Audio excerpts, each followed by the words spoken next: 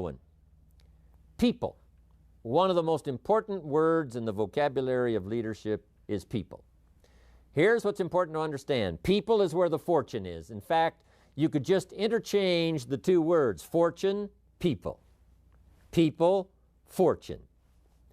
The fortune is not in digging gold out of the earth, because gold all by itself has no value. Nothing has a value unless a human being gives it value. What value is gold? You can't eat it. What value is everything else unless human beings give it value? To understand that people is where the fortune is. We're in the business, yes, of providing products, but we're really in the people business. Developing customers who are people, developing distributors who are people. I talked to a banker one time and he said, I'm in the banking business. And I said, well, does a corporation borrow money from you? You know, do the banks and the offices and the office chairs and the systems of the corporation borrow the money? And he said, no, someone from the company comes and fills out a loan and I loan money to the company. Then I said, really what you're in is the people business. You're not in the money business or the banking business, you're in the people business. And so it's true with all of us. We're in the people business. A unique sense of appreciation. When I first saw this kind of marketing at age 25, I said to myself, if it's unlimited, the people I can introduce to the business, then I shall become wealthy. Because something told me, and I didn't have the full education back then, but something told me that if I found a way to provide benefit for someone else, I could earn money, and that if I got someone else to provide that benefit, the company would also send me some compensation. When I asked the question, how many of these people can I get involved in the business, and they said, as many as you wish, I said, then I shall become wealthy. Something told me. I must have gotten it from my parents, some of my early training that said, people is where the fortune is. So that's where you have to take great care in your business. Yes, take care of your money. Yes, take care of your systems. Take care of the setup. Take care of the meetings. Take care of all the details. But here's what you've got to do if you really want to make a fortune. Take care of your people. Because people is where the fortune is. If you help them grow, they'll help you grow. If you develop them under you, they will lift you up. You can lift up sales and it'll fall back down. You can lift up volume and it'll fall back down. Lift up the people and you won't fall down. You'll have the foundation. There you'll be ready for the future. Key word. Here's another key word in developing leadership. And that key word is power. To understand the proper use of human power. Power starts early. When one child dominates another and must be trained, that just domination is not the name of the game. Cooperation is the name of the game.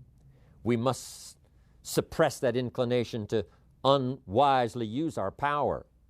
But all of you that I'm talking to today, all of you have the power. You have the power to transform somebody's life.